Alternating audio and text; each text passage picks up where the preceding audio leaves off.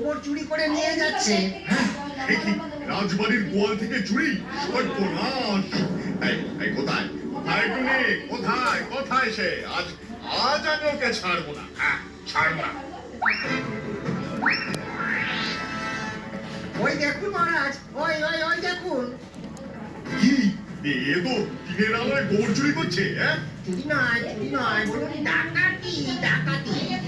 এখন তো রাজবাড়িতে আর গোবর থাকবে না, না হবে ঢুকে, না জ্বলবে উনুন, না হবে রান্না। হ্যাঁ, এ তো তার মানে অনেক বড় ষড়যন্ত্র, আমাকে না খাইয়ে মেরে ফেলার চক্রান্ত। এই টুনি, টুনি, এই টুনি! বলুন রাজামশাই, কিছু বলবেন? তোর এত বড় সাহস, তুই আমার গোয়াল থেকে গোবর চুরি করিস? রাজামশাই, আপনার বাড়িতে তো রাতের বেলাতে আলো জ্বলে, কিন্তু আমাদের তো সেই উপায় নেই, তাই আমরা গোবরের মধ্যে জোনাকি পুঁতে আমাদের বাসায় আলো জ্বালাই। আজ থেকে সব আলো বন্ধ। আমলো যাক, এত সহজ নয় রাজামশাই। এখন তো শুধু আমরা দুজন এখান থেকে গোবর নিয়ে যাচ্ছি, এরপর পুরো জঙ্গলের পাখিরা গোবর নিয়ে যাবে। তবে দাঁড়া দাঁড়া, দেখাচ্ছি মজা, দাঁড়া।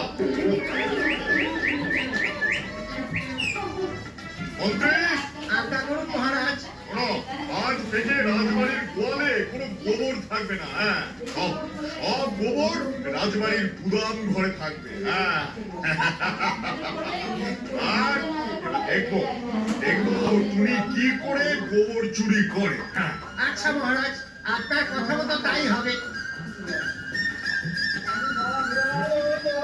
কত স্বাদ হয়েছিল টুনির বাসার মতো।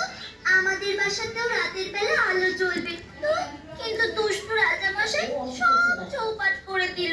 আয়া শালি, তোর পরিকল্পনা চিরকালের মতন ভেস্তে গেল। একটু আগে দেখে এলাম রাজামশাই গোয়াল ঘর থেকে সব গোবর ছড়িয়ে রাজবাড়ির গুদাম ঘরে তালা বন্ধ করে রাখছে। আচ্ছা, এ টুনি, এবার আমার কি হবে? আমার বাসায় কি আলো জ্বলবে না? আমিও ভেবেছিলাম আমার বাসাতে আলো জ্বালাবো, কিন্তু সেটাও ভেস্তে গেল। উপায় আছে বন্ধু, উপায় আছে। রাজবাড়ির গোদাম ঘরের উপরে ছোট্ট খুলগুলি আছে, সেটা দিয়ে আমি আর তুই আরামে গলে যেতে পারবো। চল চল, তাড়াতাড়ি চল, কেউ কিছু বুঝতেই পারবে না।